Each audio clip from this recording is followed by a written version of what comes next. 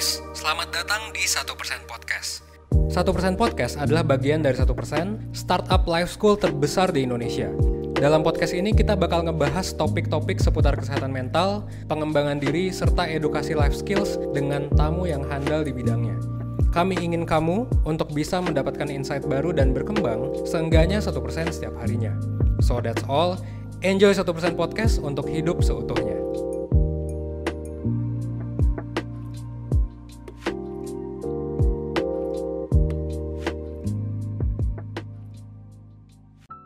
Halo, Assalamualaikum rekan DJBPR. Jumpa lagi di podcast ini untuk kita, kanal edukasi dari Direktorat Jenderal Pengelolaan Pembiayaan dan Risiko Kementerian Keuangan. Pada episode kali ini, saya Hadi akan memandu diskusi dengan dua narasumber kita yang sangat seru sekali.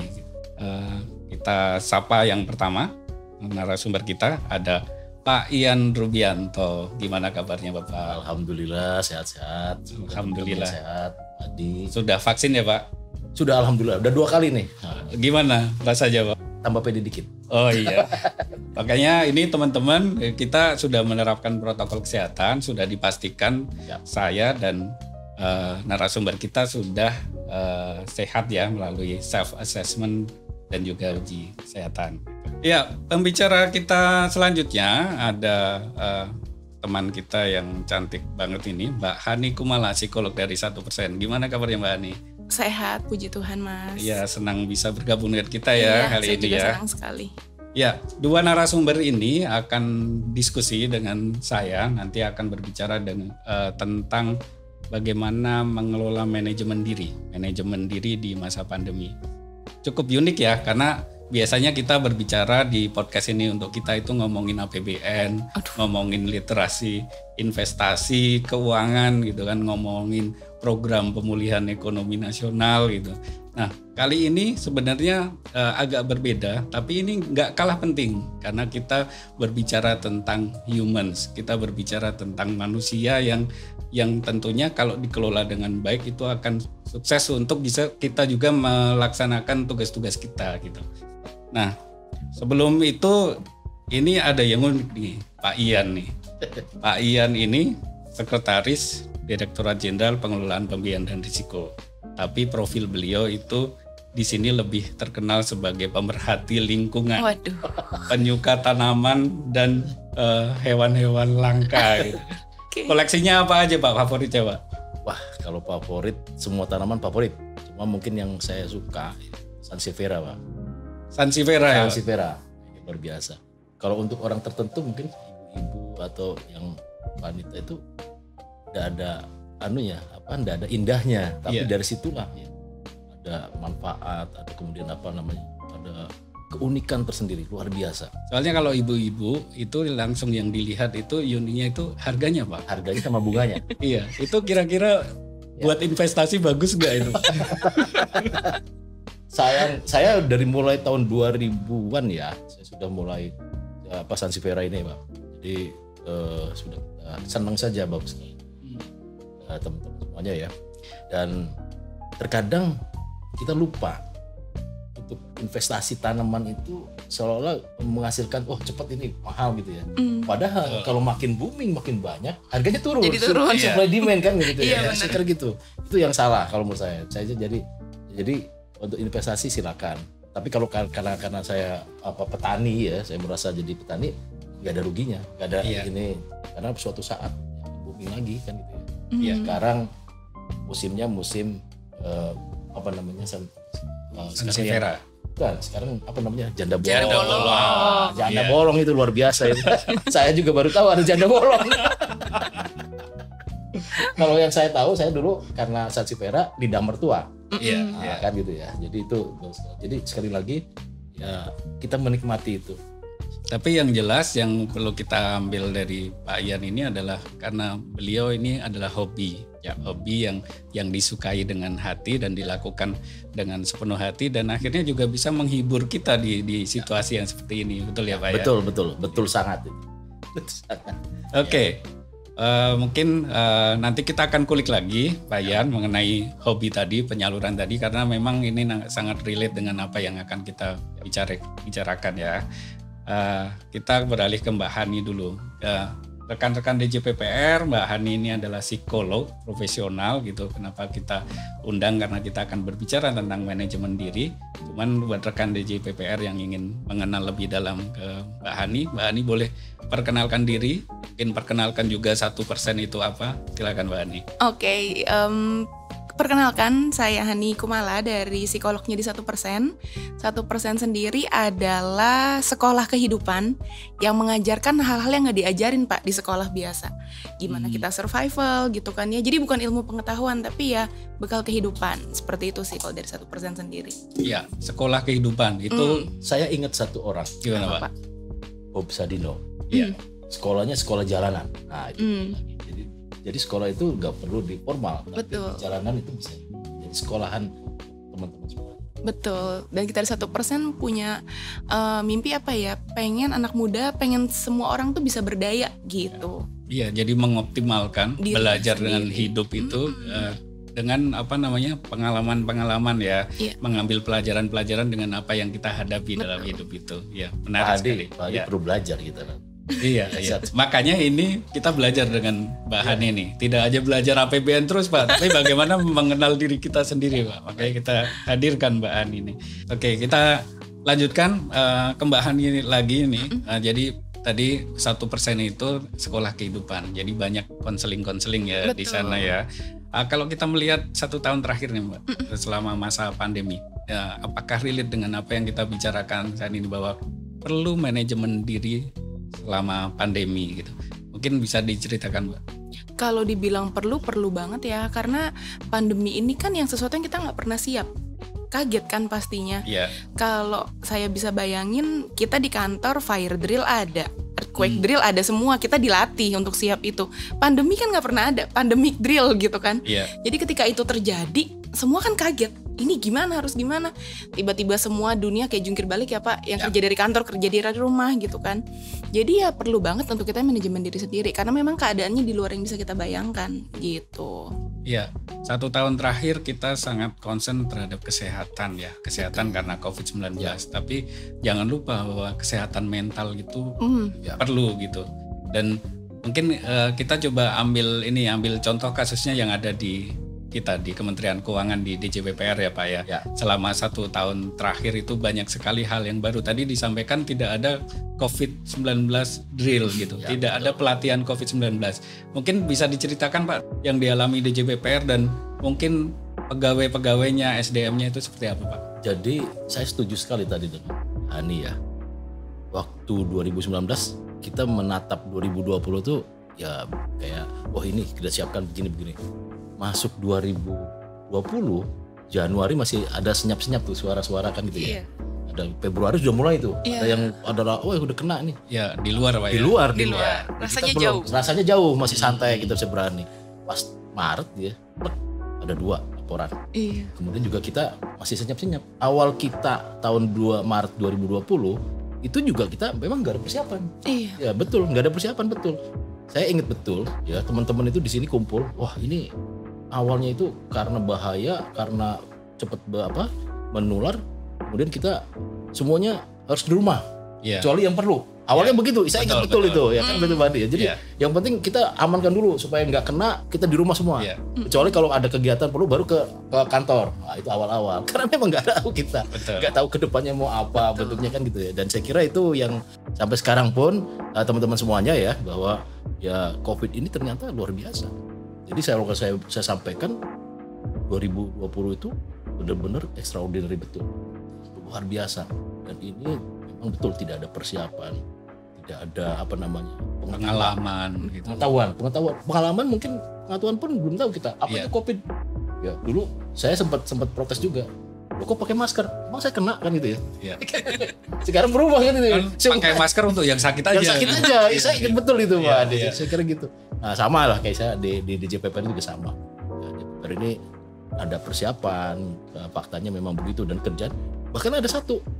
Awal itu teman-teman itu wah seneng nih. kerja dari rumah, bisa bebas kan gitu ya, bisa santai, libur bisa keluar. Padahal salah dia. Belum tahu aja kan gitu. Padahal itu kerja dari rumah kan gitu ya. Dengan keterbatasan macam-macam nanti kita bisa bicarakan selanjutnya.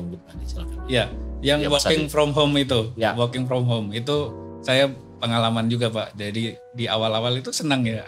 Nggak harus datang nih pagi-pagi absen kita harus kejar gitu, ngebut gitu kan. Sekarang santai gitu. Absen pun bisa melalui aplikasi online. Tapi ternyata gitu kan bebannya ternyata cukup meningkat ya Pak ya. Betul. Karena tugas-tugas yang dibebankan ke DJPPR juga cukup besar gitu, dengan sumber daya yang ada juga terbatas.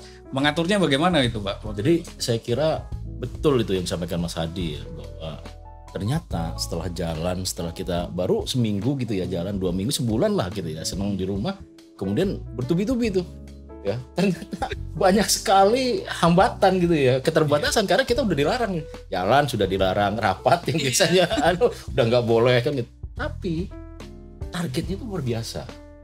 Mungkin ini sedikit materi nggak apa-apa ya, jadi sama dikit-dikit saja bahwa kita ditugaskan ternyata karena pandemi ini target penerimaan tidak semaksimal mungkin. Nah, kemudian kita juga perlu pembiayaan untuk COVID kesehatan, kemudian untuk yang ada banyak yang di PHK kan gitu ya, pelindungan pelaku usaha ya Pak ya, safety net kan gitu. Kemudian yang ketiga adalah perlu ekonomi. Memulihkan ekonomi. Ini 3 ini penting dan nggak kira-kira. Jadi awal itu kita biasa rutinnya paling berapa ya, di antara sekitar 400 triliun. Betul. Setelah ada pandemi ini 1.200. 3 kali, bukan 1.000, mungkin lebih lah ya, di atas 1.000 lah. Dan luar biasa. 1.200 triliun. Dan satu lagi, dengan keterbatasan yang ada dan tidak ada pengalaman tadi Pak. Itu luar biasa saya kira gitu kita. Dengan orang yang sama tapi hasilnya 3 kali lipat lebih berat gitu Pak ya. Betul. Iya. Dan tentunya itu menjadi catatan juga, karena suka dukanya para pegawai itu pasti juga akan berpengaruh juga ke kesehatan mental itu tadi gitu. Nah, mungkin saya ke Mbak Hani dulu. Tadi kalau yang disampaikan Pak Ian tadi bahwa pekerjaan itu jauh lebih berat gitu, tapi orangnya kan nggak bertambah berat. Di samping beban pekerjaan, beban rutinitas, mungkin beban pribadi juga, memikirkan apa yang ada di rumah gitu kan. Kecemasan itu terkonfirmasi atau tidak kalau hal itu juga terjadi sebenarnya di masyarakat umum? Terjadi pastinya, karena penyesuaian tadi yang perubahan-perubahan kita nggak pernah siap. Sebentar dibilang 50% yang masuk, nanti dibilang 25%, nanti berubah lagi seminggu berapa kali. Karena kan semua mencari bentuk kan. Betul. Dan masyarakat kan juga pasti kebingungan. Sebentar dibilang PSBB, sebentar ganti istilah lagi, sebentar ini, sebentar itu. Bingung kan kita semuanya gitu. Iya.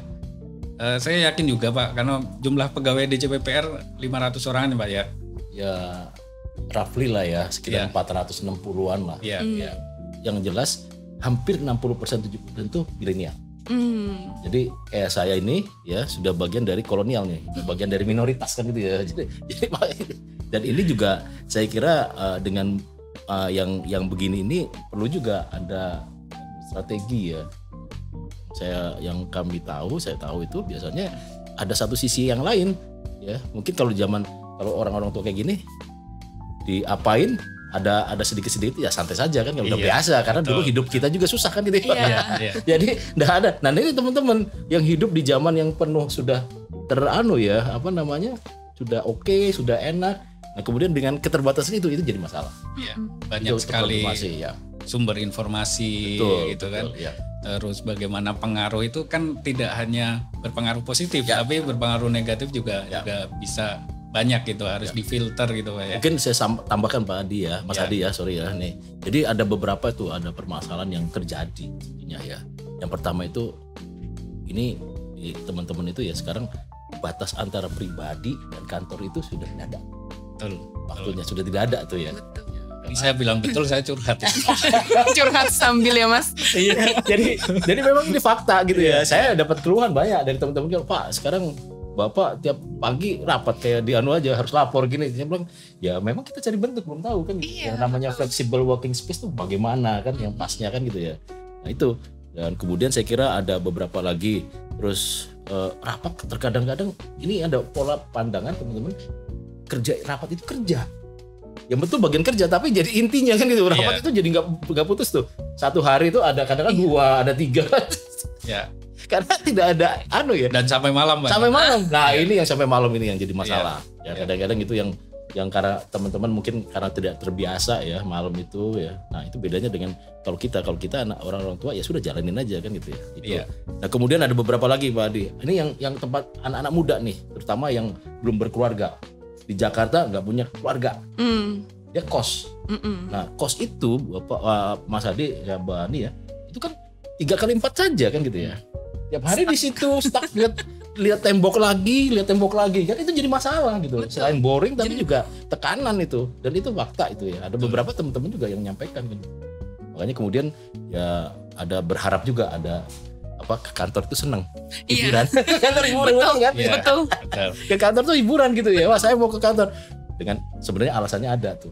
Karena apa? Wifi-nya bagus di kantor. Iya. betul.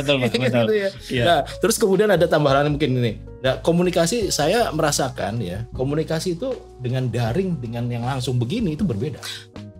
Gesturnya saya bisa tertawa bebas, kalau di itu kan gambar pakai background aja, background udah gitu. Ada orang diem aja. Ini ada juga yang nakalan. Jadi di foto gambarnya itu background seolah-olah dia asalnya lagi begitu ya. Asalnya lagi gitu. Itu yang jadi betul. Itu sangat pengaruh kalau bagi saya. Jadi semakin kreatif juga, Pak. Semakin kreatif juga, betul itu. Terus ada lagi. Nah, ini juga tadi Mas Hadi sampaikan sama Mbak. Ternyata dengan kondisi begini, ini ada ketidakjelasan. Ya, tadi pakai masker kemudian nggak pakai, istilah pun berbeda-beda dulu ya. Sampai berbeda-beda. Ada ya PSBB, PDP, ODP, OTG, segala macam nggak jelas-jelas kan gitu ya. Nah itu jadi saya kira juga sama. Bukan dialami teman-teman yang muda, tapi juga sama. Ya saya kira gitu. Dan kemudian, nah yang menarik nih, ada teman-teman kita yang harusnya nikah. Jadi benar. Ditunda tuh nikahnya. Bahkan ada yang untung juga. Iya. Karena ada kondisi begini, jadi nikahnya secara daring aja. Jadi yang ngirit, Pak. Jadi ada untung ruginya lah, saya kira kan gitu ya. Tapi kalau yang udah terlanjur pesan itu loh, banyak DP-nya nggak bisa balik ya, Mas. Itu yang jadi masalah kan gitu ya. Itu saya kira kita juga menyadari itu. Jadi itu beberapa ya Pak Mas Hadi yang Mbak Hani ya, yang memang terjadi tuh. Betul. Di PPR. Mungkin itu Pak. Ya, masalahnya banyak Mbak tadi kalau dicatat gitu kan dari waktu gitu kan. Work from home, WFH itu diplesetkan work full hours gitu. Jadi seharian penuh gitu. Terus ada juga kecemasan gitu. Dan tadi disampaikan bahwa Pak Yan ini tidak mudah sebagai pengelola sumber daya manusia di DJBPR dengan 60-70%-nya pegawai muda gitu. Itu jadi tantangan tersendiri. Nah, itu memang hal yang umum dialami ya Mbak Hani ya. Jadi kesehatan mental itu penting gitu, dan mungkin di luar selain itu banyak sekali permasalahannya yang muncul gitu. Itu bisa diceritakan berdasarkan pengalaman Mbak Hani sebagai psikolog, mungkin ada yang konsultasi di Mbak Hani gitu kan. Permasalahan itu muncul juga nggak di yang lain? Di konseling gitu ya? Iya, betul. Permasalahan itu pasti muncul gitu. Kalau kayak tadi yang dibilang WFH mungkin udah bukan jam 10 lagi tapi udah jam 1000 pulangnya kan. Udah nggak jelas. Betul. Ya itu keluhan-keluhan yang juga keluar ya dari klien. Mereka kelelahan bekerja, yang mereka akhirnya kena layoff, yang jadi nggak punya waktu. Cukup banyak yang juga ketika mereka di rumah penyesuaian diri dengan keluarga. Yang orang tuanya zaman kolonial kan ya Pak ya. Merasa anaknya kenapa sih di depan laptop seharian kan masih bisa bantuin ibu ngapain-ngapain, dipikirnya kerja di rumah itu masih bisa ngapa-ngapain. Daripada cuma duduk di laptop bantuin bapak atau ibu gitu karena nggak ngerti orang tua itu konsep bekerja itu ya bekerja gitu. Betul, dipikirnya selama di rumah berarti kan bisa disambil. Itu cukup banyak tuh keluhan yang seperti itu, karena akhirnya jadi perbedaan generasi ya. Yang orang tuanya era baby boomers nggak ngerti ini anak kerja dari rumah. Betul. Kok duduk doang? Iya, betul. Ya kan nggak tahu ya, yang kerja kan yang muter yang di sini ya. Iya, semua orang punya masalah yang sama. Jadi menyikapi perubahan yang sangat drastis, tidak ada pengalaman sebelumnya, tidak ada pelajaran sebelumnya gitu. Kalau dari ilmu psikologi Mbak gitu, ada nggak apa namanya yang harus kita lakukan untuk mengantisipasi perubahan itu? Kalau mengantisipasi yang pasti kita perlu manajemen diri banget gitu ya. Karena dalam keadaan sulit itu kita tuh punya 4 pilihan. Yang pertama kita menyelesaikan masalahnya kalau bisa. Tapi kan COVID ini belum bisa diselesaikan gitu. Yang kedua mengubah cara kita memandang hal tersebut. Jadi keadaan tetap sama tapi kita yang mengubah cara pandang kita. Yang ketiga kita menerima apa yang terjadi. Dan yang keempat stay miserable. Kalau kita mau yang mana tuh? Syukur ya yang nomor 3 ya tadi ya, menerima apa adanya. Menerima gitu kan. Cuman banyak kan orang itu stay miserable. Gitu kan. Karena dengan ini gitu bukan mempelajari apa yang harus saya lakukan, tapi ya ngeluh. Mengeluh terus. Ilmu menghindari mengeluh itu bagaimana itu Mbak? Bagus ini, saya juga mengeluh juga kan kadang-kadang tanpa sadar itu. Yang pertama yang perlu diingat kalau kita mengeluh manusiawi lah ya Pak. Setuju. Kita namanya manusia, masa ya nggak pernah mengeluh, jadi malaikat aja kita semua kalau kita mengeluh. Cuma yang perlu diingat ketika kita sudah mulai mengeluh, biasanya kita sudah lebih jauh daripada apa yang seharusnya ada. Kita mulai memberi nilai, mulai memberi opini-opini bahwa ini nih terlalu kejam ininya, ini terlalu kejam itunya, ininya tidak manusiawi. Karena yang kita keluhkan bukan lagi faktanya, tapi penilaian kita yang kita keluhkan. Begitu. Jadi misalnya nih, kalau faktanya kita rapat jam 10 malam. Oke, rapat selesai jam 10. Aduh, capek ya. Selesai rapat jam 10. Itu kan keluhan yang boleh. Tapi kalau bunyi keluhannya udah, emang nih kantornya nggak manusiawi, parah banget. Nggak ini, nggak itu. Sebenarnya keluhannya keluar dari mulut iya, tapi kan isi keluhannya bikin kita tambah terpuruk. Iya, betul. Gitu kan. Jadi kalau mengeluh, pilihlah juga keluhan-keluhan itu gitu kali ya Mas. Jadi bukan sama sekali nggak boleh ngeluh, tapi keluhkan yang memang nggak akan bikin kita tambah down. Karena kalau bukan kita yang mengatur, kita juga akan kelabakan kan. Betul. Gitu. Jadi ada 4 pilihan, cuman sebenarnya yang 2 bukan pilihan. Iya kan? Jadi menyelesaikan masalah, mengubah cara kita menyikapi masalah itu, terus menerima apa yang terjadi. 3 yang harus kita lakukan itu. Tapi pilihan yang keempat ini sebenarnya yang tidak sadar kita pilih. Kita nggak pilih sebenarnya, cuman kita lakukan gitu kan. Mengeluh terus. Nah ini sepertinya Pak Ian mau menanggapi karena Pak Ian menerima keluhan cukup banyak gitu. Mungkin nih bahwa kita itu ya kalau ngeluh ya ngeluh saja kan gitu ya. Tapi juga jangan, kalau saya bahasa saya jangan dibawa hati kan gitu ya. Jadi ya sudah, jangan terus menerus. Jangan terus menerus. Apalagi kemudian ada waktunya untuk berhenti mengeluh. Betul. Kemudian mengejudge ini yang jadi masalah. Ini mungkin kalau saya ini ya berpendapat pribadi ini. Mungkin gara-gara banyak nih media sosial ini yang jadi masalah. Sering buka media sosial, ada sedikit ngomong wah iya ini gara-gara jam 1 malam ini work life balance kita jadi nggak kan, padahal rapatnya cuma sekali 2 kali kan gitu ya kan gitu ya. Jadi memang ini saya kira perlu penyadaran kalau ya. Ini dicatat dulu ya, media sosial dalam arti yang dimanfaatkan secara tidak baik gitu. Ya betul saya setuju, maaf. Oke. Terus banyak juga yang sebenarnya tidak menyadari Mbak, dari semua itu kan hampir semua saya mengalami, Pak Ian mengalami, Mbak Hani mengalami gitu. Cuman kita ini kadang tidak tahu bahwa kita ini sudah di level mana kita ini daya tahannya gitu terhadap stres itu. Nah kalau kita ingin tahu nih stresnya seseorang itu seperti apa, stres itu ada berapa jenis sih Mbak sebenarnya gitu? Mungkin sedikit diceritakan Mbak. Oke, kalau stres itu sebenarnya ada 2 jenis. Istilahnya eustress sama distress. Kalau eustress itu stres yang berguna, stres yang malah bikin kita jadi terpacu, jadi maju, jadi usaha cari jalan keluar, itu namanya eustress. Yang satunya lagi tuh distress, justru stres yang membuat kita malah jadi terjatuh gitu kan. Nah, kalau tadi Mas Hadi nanya untuk membedakan kita tuh stres atau enggak gitu ya. Kalau dalam psikologi itu ada istilah 4D. Deviance, danger, distress, sama disfungsi gitu kan. Nah, kalau kita stres, kita sehari-hari, siapa sih yang kita nggak punya tekanan? Pasti punya tekanan.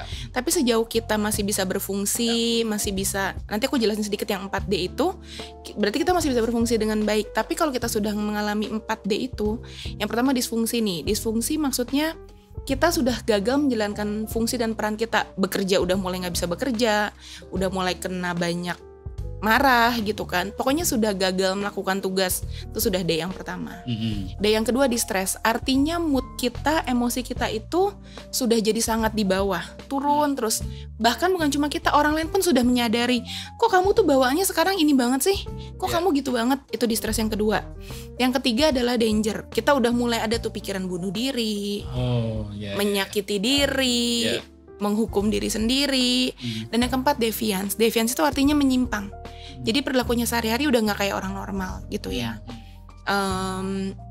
Nah kalau sudah ada 4D itu berarti bukan cuma sekedar kita stres yang kita alami, tapi bahkan kita sudah sebenarnya membutuhkan bantuan dari tenaga profesional. Tapi kalau kita ngalami tekanan, masalah, itu kan manusiawi, siapa yang tidak? Begitu. Ternyata kalau dari definisi 4 ini, saya alhamdulillah masih yang pertama, Pak. Iya. Mas Adi masih pertama. Iya. Masih apa namanya? Disfungsi apa yang distress, Pak? Yang enggak, kita masih apa tadi yang pertama itu? Disfungsi kan. Iya. Masih anu lah, masih normal. Tapi saya begini, terkadang ini mungkin pandangan saya, yang namanya hidup itu kan tidak tidak itu sih kayak yang kita harapkan kan gitu ya. Pasti mungkin bahkan hampir kalau boleh saya katakan itu mungkin hampir 80% tidak sesuai dengan harapan kan gitu. Betul. Nah itu. Nah kalau saya mungkin karena mungkin nggak tahu ya, karena banyak yang tekanannya, banyak yang tidak sesuainya, akhirnya saya mikir kan gitu ya. Ngapain kita sampai bawa-bawa harus stres? Kita manfaatnya jadi energi. Betul. Nah, jadi energi saya untuk bisa, Iya. nah, kalau buktikan kan gitu ya, saya bisa handle itu. Itu mungkin ini pengalaman saya kan gitu ya, mungkin itu. Oh yang tadi eustress berarti maksudnya. Eustress. Eustress. Eustress ya, bukan distress. stres. Jadi kita menyikapinya untuk sesuatu yang positif Energi, ya, gitu, energi ya. Ya walaupun ya distress, disfungsi masih ada kan gitu. Kadang-kadang marah-marah, karena contohnya marah-marah Pak. Jadi katanya kalau pimpinan tuh harus bisa marah-marah. Ya, padahal itu namanya stres kan. Betul. Sebenarnya itu pelampiasan juga bisa itu Pak. Bisa juga. Tapi dari 4D tadi Mbak itu punya ini ya, ada solusinya sendiri-sendiri ya. Jadi kalau yang 2D yang pertama itu mungkin levelnya belum berat, mungkin bisa dari konseling keluarga terdekat, teman, atau kita sendiri bisa gitu. Tapi kalau yang sudah danger dan deviance gitu kayak sepertinya perlu pertolongan gitu ya Mbak ya. Memang itu balik lagi ada levelnya masing-masing. Tapi kalau 4D ini kelihatan benar-benar sudah sampai jadi ini bukan yang sekedar kita disfungsi, aduh gagal kerja atau gagal ngumpulin target, tapi jadi pola gitu Mas. Bukan sekali aja, tapi setiap kali dikasih kerjaan udah nggak bisa. Bukan cuma sebulan tapi udah 2 bulan.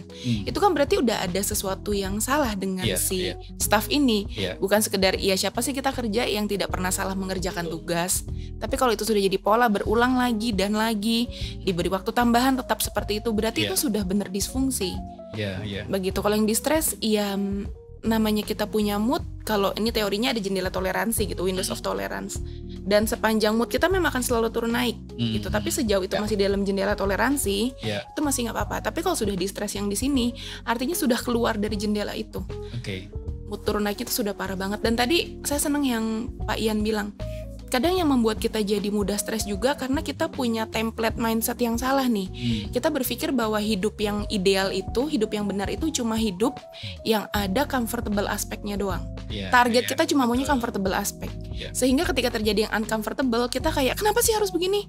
Tapi coba kalau dari awal kita punya mindset bahwa hidup itu memang ada comfortable sama uncomfortable aspek. Sehingga ketika hari ini kita sukses, besok gagal, hari ini kerja bagus, besok dimarahin, ya sudah, itu kan memang siklus. Jadi kita bisa terima. Nah itu yang kadang kita tuh terbawa dengan kalau aku bilang dunia yang mengajarkan kesuksesan itu adalah satu-satunya yang harus dikejar. Jadi kalau kita nggak nyampe ke titik itu, rasanya kita gagal. Ya padahal kalau menurut saya sendiri nonsense kita berharap hidup cuma punya comfortable aspek. Itu nggak mungkin banget kan. Begitu. Boleh saya komentarin Pak Adi? Silakan Pak. Saya kalau lihat 400 hampir generally semuanya baik-baik saya kira gitu. Memang ada 1, 2 atau 3 yang berapa persen itu memang yang sampai tadi maaf ada yang sampaikan ya memang ingin bunuh diri kan. Ada juga yang begitu kan. Nah saya kira memang ya tidak mudah ya, karena terus terang aja kami di SDM ini juga tidak punya keahlian itu.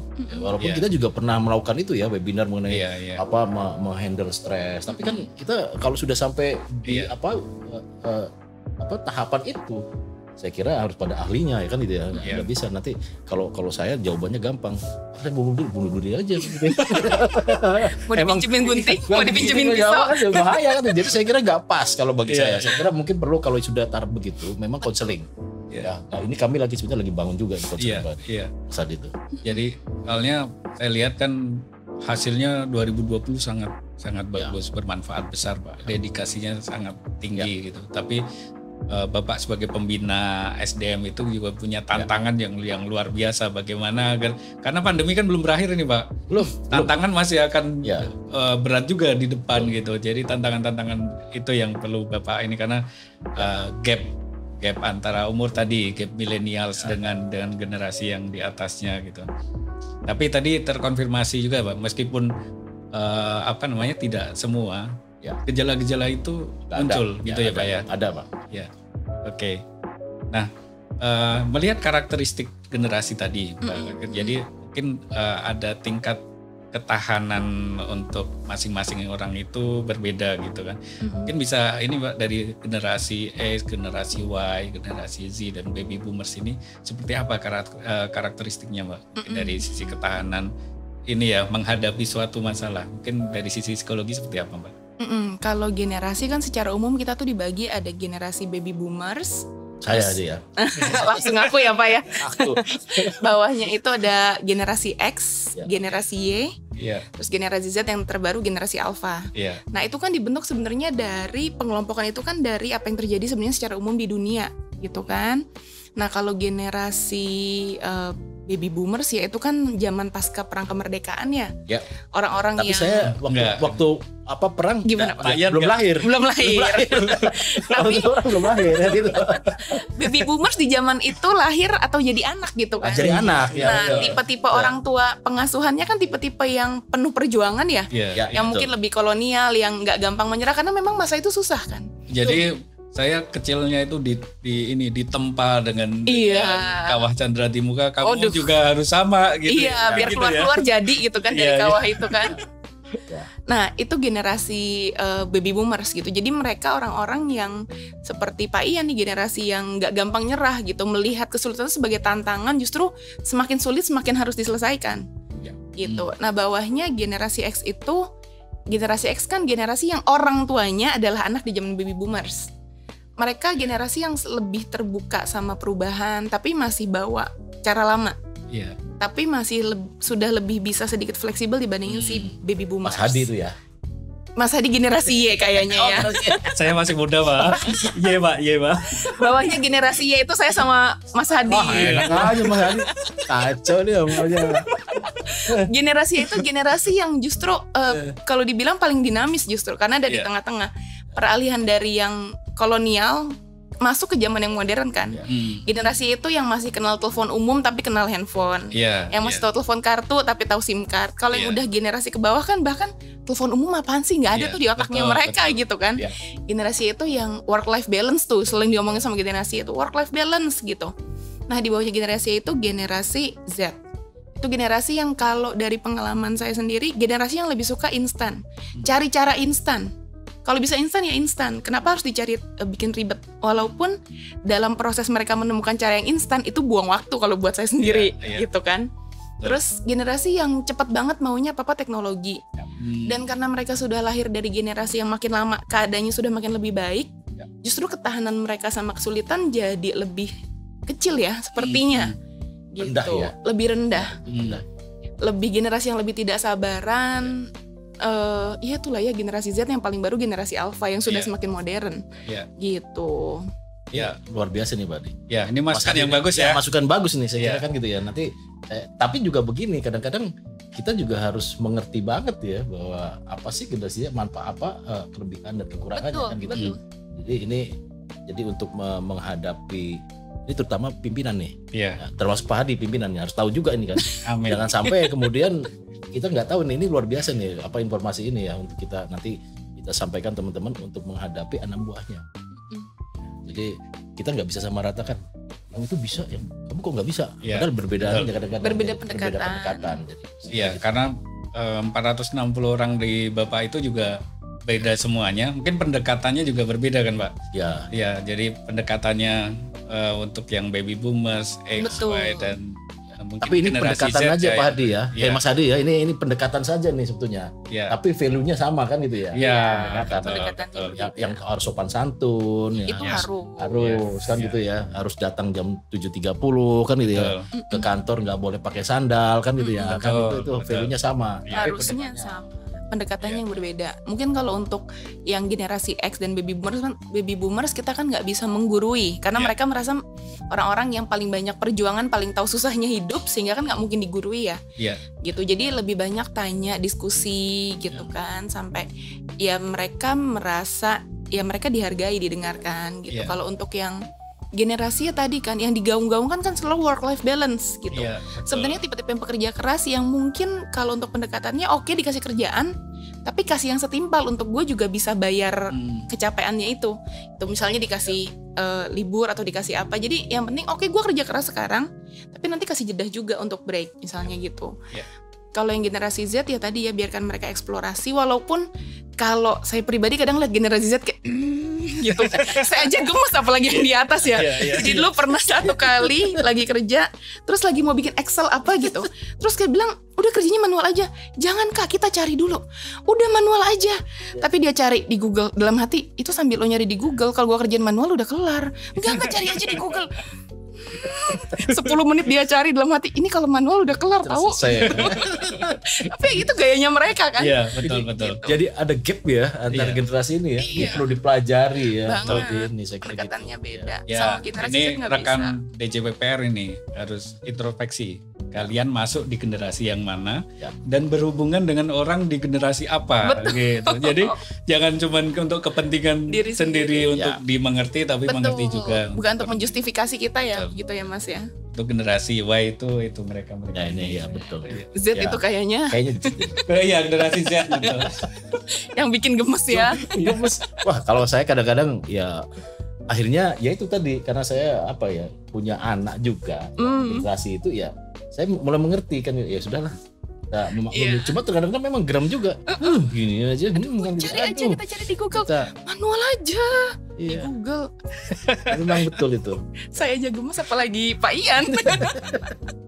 Oke, Aduh. kita berbicara selanjutnya nih mengenai solusi. Sebenarnya yang dibutuhkan untuk teman-teman itu solusi. Gitu. Mungkin satu persatu ya Pak. Gejala stres tadi yang dimunculkan dari mungkin Pak Ian dan dikonfirmasi Mbak Hani gitu adalah bagaimana kita menciptakan keseimbangan dalam hidup. Karena waktu kita itu hanya 24 jam gitu.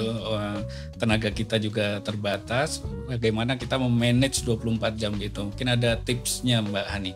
Kalau Ini bagus nih. Gimana? Saya perlu dengerin betul-betul ini. Iya. Karena saya juga punya anak, saya juga stres kan gitu ya. Jadi ini perlu sekali ini kan. Dan di kantor punya anak buah juga kan, termasuk Pak Hadi kan gitu. Iya, betul.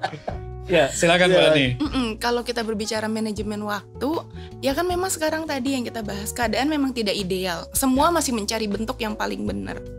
Tapi sama kalau kayak mohon izin saya jadi so tahu gitu ya. Kalau kita berbicara keuangan kan tadi ya Mas Adi jelasin Mas kan. Hadi takut dia.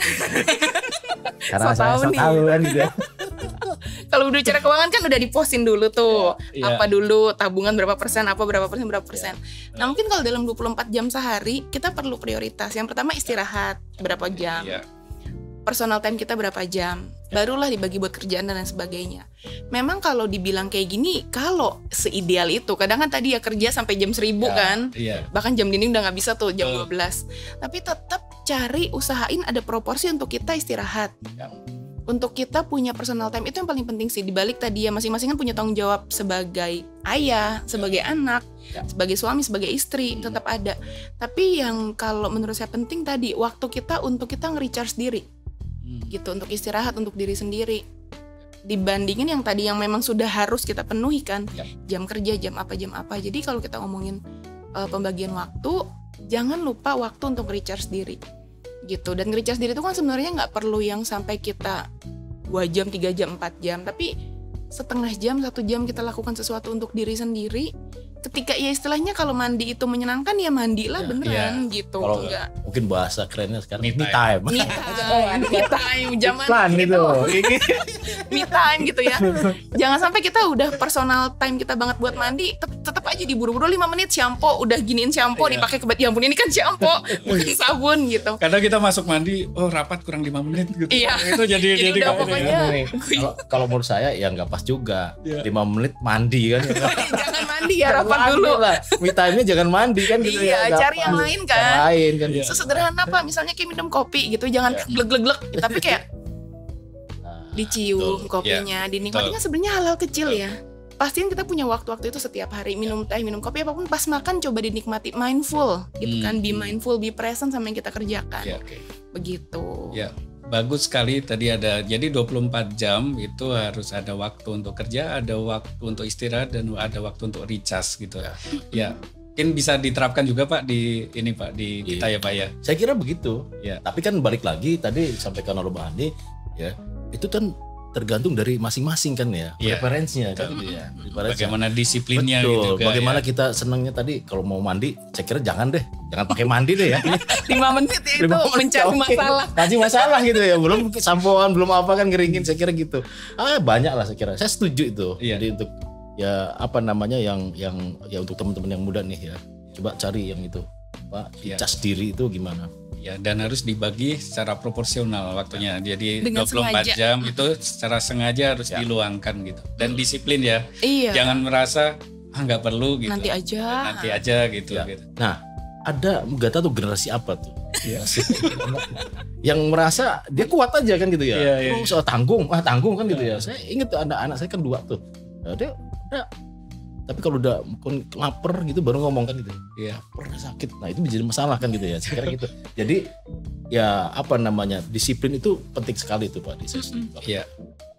Oke, jadi mulai sekarang kita harus memanage waktu dengan baik ya. Tadi untuk manajemen waktu, solusinya adalah membagi waktu proporsional antara hal-hal yang utama yang membuat kita stres gitu, tapi juga harus dibagi dengan istirahat dan recharge tadi. Kata kuncinya dengan sengaja. Dengan sengaja. Kalau nggak disengaja nggak dibikin. Kalau tidak dengan sengaja berarti bukan itu ya. Nggak bakal meaningful ya, nggak dapat ya. Iya. Jadi harus disiplin dan dengan sengaja mau nggak mau itu harus disediakan. Iya. Oke. Itu kuncinya teman-teman. Oke. Mungkin tadi juga ada permasalahan lagi yang dialami oleh teman-teman terkait dengan bagaimana kecemasan kita terhadap masa depan gitu, tentang sesuatu yang belum terjadi karena mungkin pengalaman sebelumnya udah merasakan stres dengan pengalaman sebelumnya, takut nanti ke depan terjadi lagi, ada overthinking gitu kan di situ. Mungkin Mbak Hani bisa ceritakan apa sih definisinya yang tepat dan apakah kita mengalaminya dan solusinya apa Mbak? Oke, kalau yang tadi dibilang overthinking gitu, banyak berpikir, salah satu cara atau menurutku satu-satunya cara yang paling bagus untuk overthinking itu adalah dengan mindfulness. Gitu mindfulness. Ya. Mindfulness itu adalah kalau secara definisi nih memusatkan perhatian kita di sini dan saat ini tanpa menilai dan tanpa kelekatan.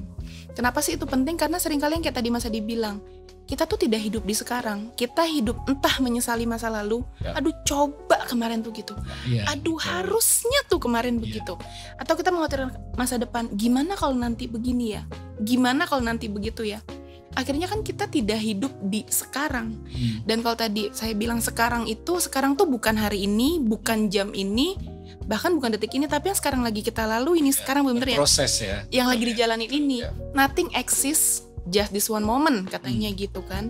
Jadi ya ketika kita lagi ngomong ya ngomong, ketika lagi minum ya minum. Jadi ya bener-bener yang lagi dilalui itu mindful.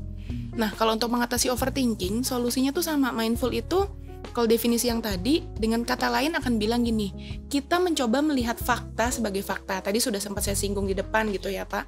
We try to seeing reality as it is. Garis bawahi, tebelin, bold, hurufnya digedein, highlight as it is. Saya 100% setuju. Iya. Berarti pengalamannya sangat ini banget ya. Jadi konfirmasi ke saya pribadi nih kan gitu ya. Jadi bukan gitu ya Pak.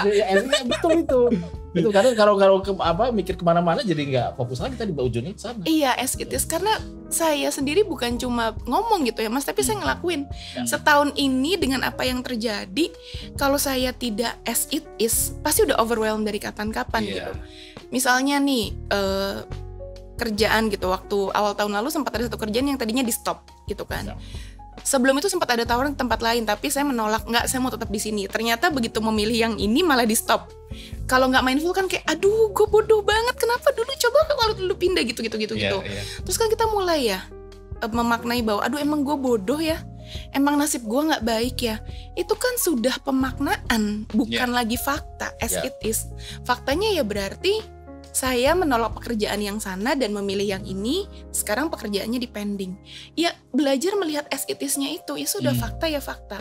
Tapi kalau tadi kita sudah mulai memberi makna, dia jahat, dia kejam, saya tidak beruntung, sistemnya salah, apanya salah. Ya kalau menurut saya kita hanya akan membuat diri kita tambah pusing sendiri. Balik ke kitanya ya. Balik ke kitanya. Jangan melebih-lebihkan gitu ya. Tanpa sadar kan sebenarnya mungkin kita tidak intensi melebihkan, itu otomatis pikiran kita gitu, langsung memberi makna, dia tuh nggak peduli, dia tuh jahat, dia tuh tega, dia tuh kejam. Tapi sebenarnya nggak gitu ya. Marilah kita as it is. Oke, rapat sampai jam 10, rapat sampai jam 1000, rapat jam 7 pagi, udah itu faktanya. Jangan bilang kesimpulan bahwa dia tidak berkeprimanusiaan. Kalau benar-benar kita pakai term tidak berkeprimanusiaan, berarti itu nggak digaji, nggak apa. Itu kan definisi-definisi yang kita buat sendiri, gitu. Pak Yan semangat banget ini. Kayaknya ada yang ngeluh seperti itu, Pak ya. Ini dia, nggak boleh rahasia, tapi ini cocok udah mewakili kan gitu ya. Nggak menyebut nama, Pak. Nggak usah. Pengalaman aja gitu. Ya, karena memang susah, terus aja. Karena kita punya referensi banyak sekali kan gitu ya. Tanpa sadar, referensi itu keluar. Betul kan, Mbak Ani ya? Walaupun kita ya pengen nih, ya ini kopi nih, gambarnya bagus, ini enak, selesai kan gitu, mau begitu. Tapi ada nih referensi, kemarin kita beli mahal nih kan, macam-macam kan. Jadi itu yang referensi ini, yang itu yang kadang-kadang tanpa sadar itu keluar. Kalau bilangnya kopi, kita bilang kopi ini bagus, kopi ini jelek, sebenarnya kan itu sudah opini. Iya, betul. Tapi kita kalau lihat fakta as it is itu kita mendeskripsikan fakta. Kopi ini cangkir merah, piring merah, kopi coklat ada putihnya. Nah, itu kita mendeskripsikan fakta, itu yang skill yang secara pribadi tuh saya pakai banget. Kalau nggak setahun ini nggak kebayang deh. Kalau saya mau kasih makna, ini jelek, ini bagus, ini enggak, ini. Tapi bukan berarti nanti kita menghadapi ini terus kemudian kita ke depannya bagaimana, bukan begitu kan? Bukan. Ada hikmahnya. Ada hikmahnya. Kan? Kalau misalnya dibilang gelasnya merah, tapi saya suka hijau, ya berarti kan secara fakta ganti gelas. Dibandingkan saya bilang ini jelek, ya terus. Nah, kalau yang bahaya, saya nggak suka ini Pak Hadi. Waduh, langsung itu menjudgment kan, padahal judgment banget itu bahaya itu yang dan ini terjadi. Ada juga yang begitu. Ya ini mohon maaf ini sederhana aja mungkin ya. Udah dikasih uang pulsa. Nah, uang pulsa itu berapa ya? 200.000. 100.000 dulu awalnya. Itu udah alhamdulillah, kalau bagi saya mungkin itu minimal. Ya udah dikasih 100.000 kita pakai kan gitu ya. Udah alhamdulillah membantu kan. Nah, kemudian wah ini kecil sekali Pak ini. Nah, mulai tuh kan gitu ya. Padahal nanti kita juga mikir, pimpinan itu kan pasti mikir kan gitu ya. Nah, ini memang kerja lama nih sampai malam apa. Nah, dia pun merasakan ini kalau bikin Zoom aja itu keluar itu 2 giga tuh minimal kan gitu ya. 2 jam 3 jam. 2 jam 3. Itu 50 giga itu 80.000. Nah, bisa dihitung-hitung dari situ kan gitu. Pimpinan tuh pasti begitu. Tapi kalau dari kita udah awal mau sudah enggak suka. Enggak suka sudah itu. Nah, yang saya pikirkan dengan begitu sebenarnya membebankan diri sendiri. Betul, kita jadi membebankan diri sendiri. Karena over ekspektasi juga tadi ya. Betul. Ya, jadi dari Pak Yan tadi bagus itu, bersyukur kita dengan apa yang ada. Dari Mbak Hani juga bagaimana kita memusatkan perhatian pada fakta. Cukup berhenti di situ. Dikasih penggantian pulsa 100.000 ya sudah. Iya, gitu. Dan melepaskan penyesalan dan kekhawatiran yang akan di depan tadi melepas tadi Pak. Kalau istilahnya itu jangan bawa hati. Berarti kalau kayak tadi yang Pak Yan bilang pulsanya kurang terus didongkolin terus kan berarti kan pilihan keempat tadi kan Pak.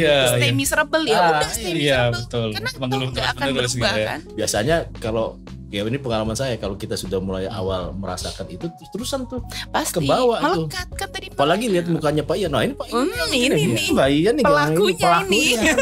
Kita jadinya attach terus. Semoga nggak ada lah ya. Iya. Ini seru nih kita diskusi, ada curhatnya juga. Keluar ya. Tapi memang tidak mudah Pak. Iya. Tadi Mas Adi ya, Mbak Ani. Jadi tidak mudah lah. Tadi balik lagi di awal, kita nggak ada persiapan, kita nggak punya pengalaman, keterbatasan, tekanan segala macam, target itu jadi satu. Betul. Semua mencari bentuk yang paling tepat memang. Nah, usaha yang akan kita lakukan ke depan adalah bagaimana kita menyiapkan diri dan lingkungan kita ya, gitu. Kalau di ini Pak di JPPR nih Pak Ian nih apa yang sudah dilakukan tadi Bapak cerita udah ada webinar, ada konseling gitu. Itu dimaksudkan untuk seperti apa Pak? Gitu. Jadi sebetulnya pimpinan bukan di JPPR aja, kemudian orang itu sudah merasakan, sudah tahu itu ada gejala begitu kan. Dan udah mulai kemarin kita sudah mempersiapkan untuk ya bisa menjembatani ini masalah, tapi kemudian mau apa kan gitu. Kalau masalah didiamkan ya nggak selesai. Jadi apa? Nah kemarin kita sudah mencoba untuk minimal yang konseling itu kan ya yang paling bawah kan konseling. Kalau yang kita mendorong kan masih bisa lah ya dengan ada konseling itu kan perlu ahli, perlu segala macam dan perlu sarananya. Nah kami sudah mencoba ini ke depan, semoga dari kementerian pun kita pun akan membentuk ini konseling ini. Perlu ada dari mungkin ada teman yang ahlinya kan itu ya, psikolog ya. Tapi sekarang ada preferensi Pak. Kalau ada yang datang lagi ke saya, ini hubungannya ini 1%. Iya bisa gitu.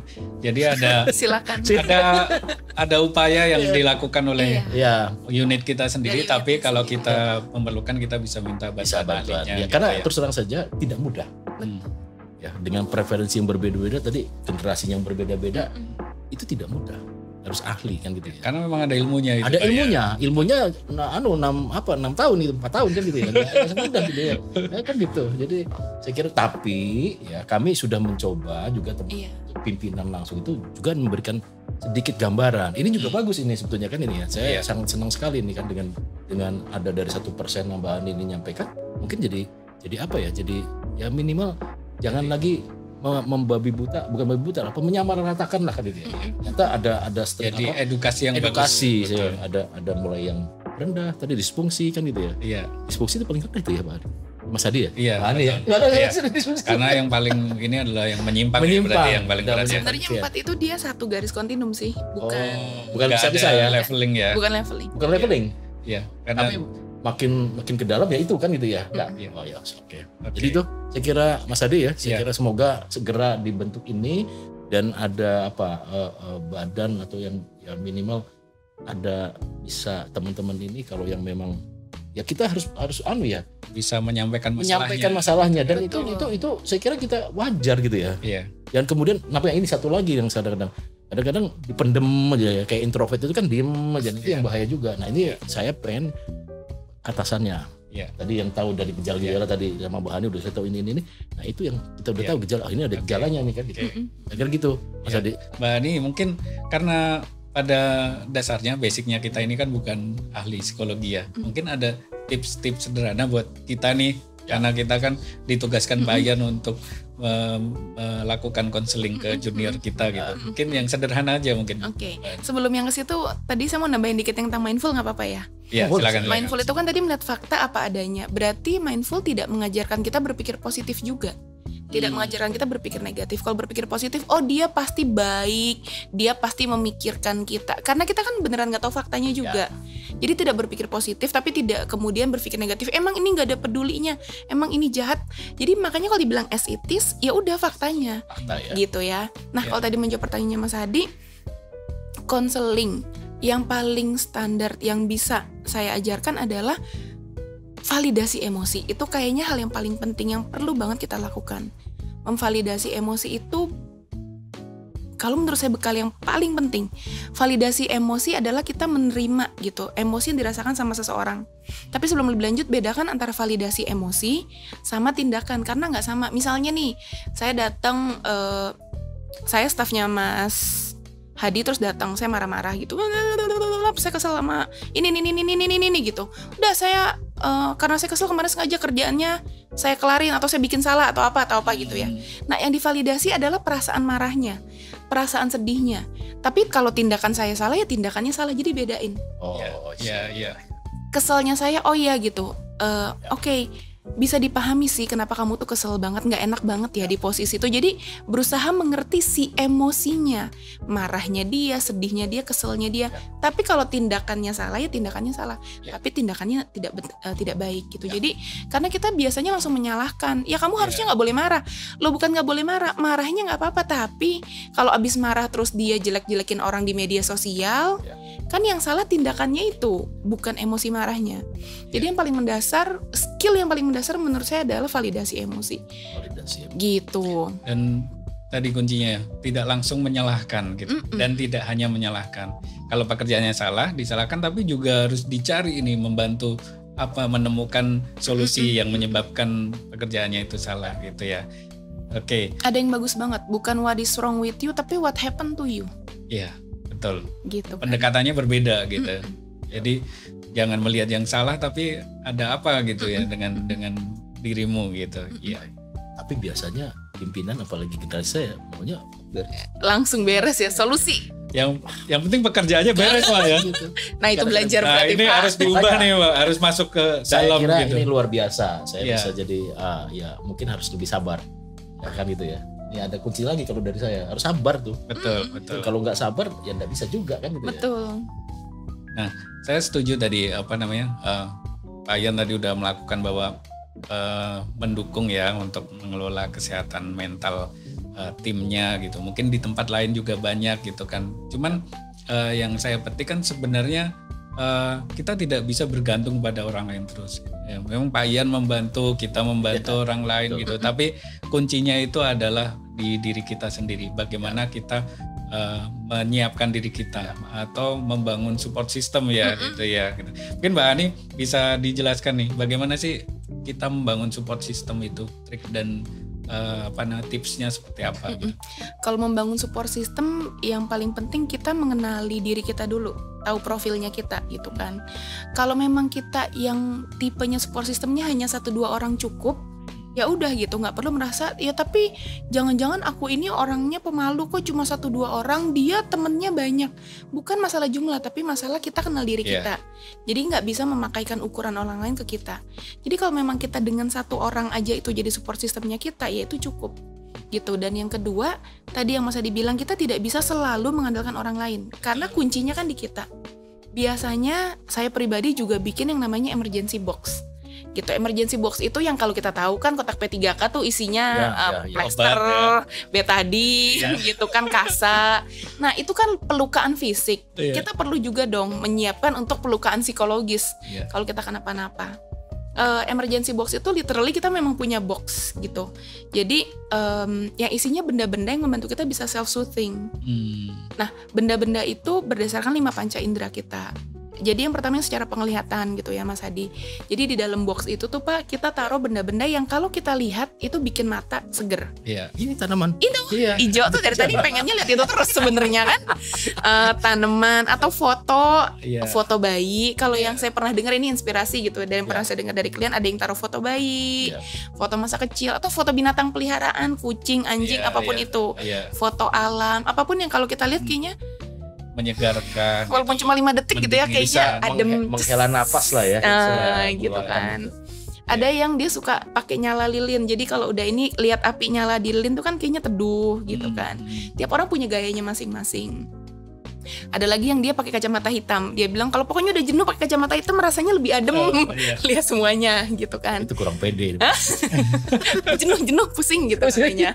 Nah, yang kedua yang secara penciuman gitu. Itu wangian ya. Wangian. Kalau yang lagi booming kan apa tuh essential oil kan. Tapi kan kita Indonesia tuh kayak banget minyak-minyakan ya, minyak kayu putih, minyak telon, biji kopi, daun teh, lotion, sabun. Yang bayangin ya teman-teman kalau kita kayaknya 10 detik aja tapi kayak oke lah balik lagi jadi siap. Jadi terapi yang bagus gitu. Gitu. Jadi nggak perlu tadi yang namanya me time itu nggak perlu yang 2 jam tapi ya sebentar kita nge-recharge gitu. Nyium. Makanya tadi misalnya kita nyium kopi, benar coba nikmati dulu gitu secara penciuman. Terus yang secara mulut ya sama, ada kopi, cup, permen, dark coklat, apapun yang kita tahu itu bisa membantu kita. Atau Indonesia mungkin dengan cabe lagi mahal sekarang kan. Kalau saya itu salah satunya cabe. Yang ada malah emosi, Pak. Indomie sama cabai, keringetan keluar. Indomie pakai cabai, bukan keluar. cabai pakai Indomie. Apa gimana tuh? Indomie pakai Oh, cabai. Indomie pakai cabai, bukan cabai pakai Indomie. Cabainya sekilo, Indominya satu. Bahaya. Itu terus. Kalau sekarang ya memang Indomie pakai cabai. Kalau Iya. karena mahal kan. Tapi kalau cabai murah, Murah. cabai pakai Indomie. Karena lebih mahal cabainya. Pak. Cabainya. Terus yang berikutnya secara pendengaran, ada playlist tertentu yang kalau kita dengar kita suka. Ya. Suara alam kalau kita suka, suara gunung, suara laut, suara sungai, suara-suara yang bisa menenangkan kita, musik tertentu ke instrumen. Ya. Yang terakhir yang secara indera peraba, ya sama, mandi air hangat, mandi air dingin, massage ball atau stress ball yang kita bisa squishy ball gitu ya. Atau juga sama pakai lotion tapi mungkin ya perempuan gitu ya. Yang laki-laki juga nggak apa-apa sih sebenarnya. Tapi pakai lotion bukan cuma asal digosok gitu, tapi kita benar-benar ngerasain ketika lotion itu tuh tersentuh ke badan. Terus main binatang peliharaan gitu kan, main tanaman kalau Iya. Saya biasanya mupuk-mupuk. mumpuk-mumpuk nyiram. Iya, Hobi banget tuh saya. kan bau tanah kena air kan juga enak tuh. Itu luar biasa. Iya, Kalau pas hujan turun, enak banget. enak banget itu. Wanginya. Wanginya berbeda Iya, itu. Saya kira gitu. Nah, seperti itu. Jadi ditaruh dalam satu box yang kapanpun kita butuh, kita ambil dari situ. Kita butuh sesuatu. Karena tadi kan kita nggak bisa selamanya ngandelin orang. Orang yang kita anggap support system pun tiba-tiba dia kan juga punya masalah. Ya. Yang nggak ada cara lain kecuali kita persiapkan untuk diri kita sendiri. Gitu. Ya, jadi harus mengenali diri kita sendiri dulu, apa yang bisa membuat itu mood booster ya. Jadi ya apa yang bisa membuat kita lebih fresh lagi, lebih segar lagi gitu. Betul. Tadi kalau saya juga yang terakhir itu meskipun saya laki-laki, saya juga punya lotion itu, hand sanitizer. Abis itu pakai lotion biar nggak kering, Mas. Itu hand sanitizer kewajiban. Itu udah nggak berasa lagi sambil ngomong udah berapa kali begini nggak tahu kan. Udah belumnya tadi pencet lagi. Iya, itu support system yang tadi bagus sekali, Pak. Ya. Mungkin tapi kalau di lingkungan, Pak, mungkin kayak di kantor, Pak. Mungkin Bapak juga punya upaya-upaya untuk membantu menciptakan support system di kantor, Pak. Ya, sebenarnya kita juga pernah ya ini kayak inspiration ini ya, kayak ruangan ini juga kita open space ini kita juga open space itu visual itu. Iya, Kadang-kadang betul. kalau lihat di box itu apa kubikel, bosen lihatnya itu aja kan. Kita tadi saya cerita-cerita di awal kan itu ya. Tapi dengan orang lain, kemudian juga ada kopi di sini kan itu ya, pojok inspirasi di situ. Jadi dibangun tempat kopi untuk ini ya, untuk bisa ya tadi. Karena kita bukan susah ya, kita bukan preferensi masing-masing, tapi preferensi yang itu umum kan bisa dipakai itu. Kira gitu, Pak Mas Hadi ya. Jadi kita mencoba lah. Ya. Dan mungkin menciptakan pola kerja yang ini ya, fleksibel juga tadi ya, Pak ya. Dan ini pandemi ini WFH ini menjadi contoh yang bagus mungkin untuk dilanjutkan gitu. Saya kira ini juga tanpa sengaja kita membuat yang tadinya berpikir-pikir ya, flexible working space, flexible working hour ini terjadi dengan begitu. Kadang-kadang begitu. Kadang-kadang ada yang mood itu kan, wah ini ada apa ya waktunya saya terus terang kalau senang mood itu kerja itu pagi. Nah, pagi dari jam waktu ini time kan itu ya, dari mulai jam 7 sampai mungkin jam 2. Keras tuh. Konsentrasi segala macam. Kalau di jam 3 sana udah mulai ngawur-ngawur tuh kadang-kadang. Nah, saya dipakai biasanya untuk kalau saya pengalaman ngobrol kadang-kadang kan ya. Untuk memotong itu, itu kita ngobrol sama teman sekaligus memberikan arahan kan, menyalurkan itu. Jadi memang itu kita juga saya kira ya sekali lagi kalau saya balik lagi preferensi masing-masing. Betul. Artinya apa? Tadi yang disampaikan Pak Ade sama Mbak Hani itu ya mengenali diri sendiri. Betul. Saya kira gitu Pak Ade. Iya. Jadi dengan fasilitas kantor yang memang mendukung itu gitu kan. Tapi saya tertarik dengan kita lihat hobinya Pak Ian tadi sama yang disampaikan Mbak Hani tadi, melihat sesuatu yang hijau. Gitu. Itu memang secara umum hampir semua orang juga gitu ya, senang, Pak. betul. Kalau kita ini penat gitu terus nyari liburan gitu ya ke tempat-tempat yang hijau-hijau. Emang ada teori psikologinya gitu. Jadi kalau secara teori kenapa makanya nih salah satu kita yang sekarang syuting green zone kan, green screen, selalu green screen. Kenapa? Karena kalau kita omongin teorinya, saya juga bukan ahli warna gitu, tapi secara psikologis kalau kita yang dibilang dilihat mata itu 400 nanometer sampai 700 nanometer. Dari yang paling rendah itu biru sampai yang paling 700 nanometer itu merah. Nah, hijau itu tuh warna yang di tengah. Jadi kalau kita optimal lihat ke hijau, ke kanan oke, ke kiri oke. Makanya kenapa juga dicarinya kan pasti green screen, bukan white screen, bukan apa, karena dengan warna hijau itu puncak penglihatan kita tuh paling optimal di hijau.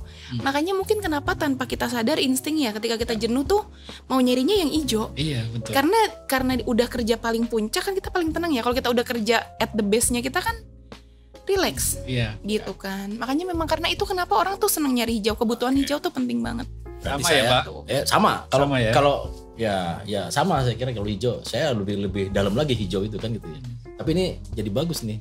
Mungkin ke depan bikin program nih. Semua orang di meja harus ada tanamannya. Iya. Selain itu juga kalau dari saya tanaman itu luar biasa. Ada filosofinya, Pak? Ada filosofinya. Oke, Filosofinya. Saya kira yang pertama ya tanaman itu satu ini nih banyak sebenarnya.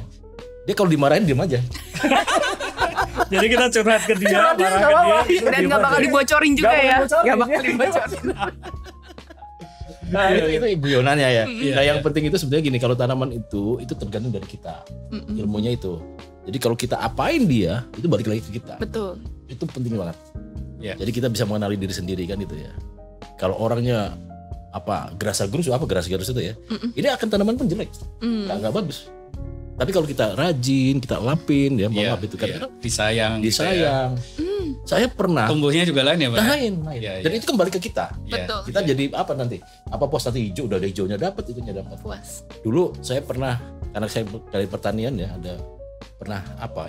ada preferensi, ada petani itu dulu pernah dengar ya, ada petani itu yang ngajak ngobrol.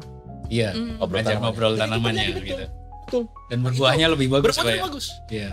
Jadi saya kira ini bagus sekali. Ini saya bukan bukan sekarang lagi pandemi kemudian ini ke tanaman, enggak.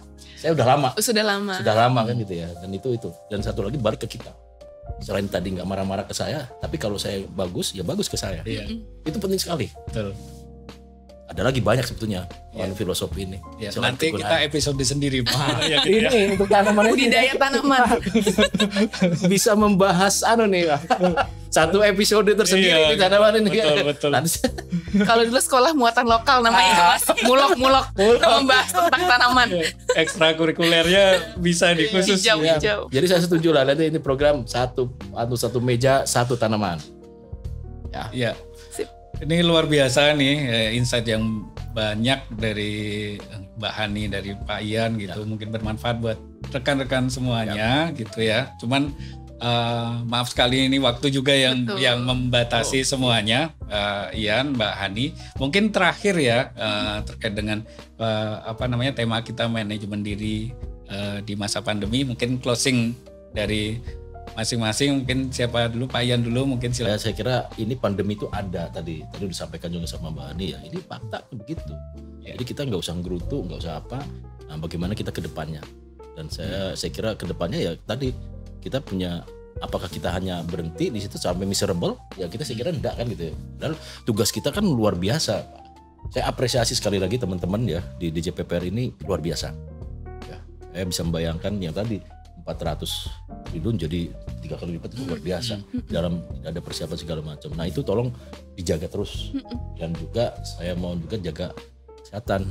Kesehatan ini betul. Saya pelan ngomong tapi ini saya nggak bosan-bosan. Sekarang saya kalau setiap rapat itu saya ngomong ini, tolong jaga kesehatan, protokol kesehatan. Ya ini akan sangat membantu diri sendiri dan juga orang lain, keluarga. Dan bukan hanya kesehatan fisik, Pak. Fisik tapi juga termasuk itu mental juga. Karena kalau ini saya nggak tahu ya Pak, kalau sudah mulai pikiran kita sudah stres terus kan gitu ya, terbawa. Nah itu pikiran itu ya saya kan perlu, dan itu mengganggu juga kesehatan fisiknya. Betul. Saya kira gitu. Mungkin itu Pak Ade.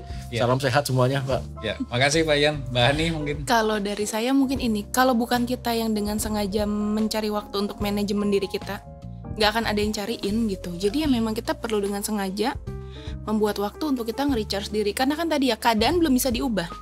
Keadaan belum selesai. Yang bisa diubah adalah cara kita menyikapi keadaan itu. Dan kalau bukan dengan sengaja kita berpikir menemukan caranya, nggak akan pernah ada yang bisa. Gitu. Jadi balik ke kitanya lagi sih Mas. Ya. Seperti itu.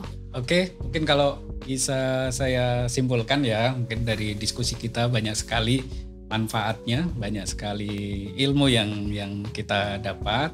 Tapi kita perlu meluangkan waktu sejenak untuk introspeksi diri kita, mengenali lagi diri kita apakah sudah masuk di gejala-gejala tadi gitu kan. Terus kita pikirkan bagaimana solusinya, karena karakteristik orang itu berbeda begitu ya. Terus kita juga siapkan support system kita, dan itulah yang paling membantu. Jangan terlalu bergantung kepada orang lain. Betul. Gitu. Jadi sekali lagi terima kasih rekan DJBPR semuanya yang sudah menyimak podcast episode kali ini. Siapkan diri kalian, terus jaga kesehatan, manajemen diri juga harus dijaga dengan baik dan seimbang tadi yang disampaikan oleh narasumber kita, dan juga terus disiplin mematuhi protokol kesehatan, karena dengan kedisiplinan kita menjaga 5M sekarang ini gitu. Pandemi ini akan kurang segera 3M jadi 5M ya. Iya, 3M menjadi 5M karena ada menjauhi kerumunan dan mengurangi mobilitas gitu. Jadi sekali lagi terima kasih teman-teman, rekan-rekan DJBPR semuanya. Kita jumpa di episode podcast ini untuk kita selanjutnya. Wassalamualaikum warahmatullahi wabarakatuh.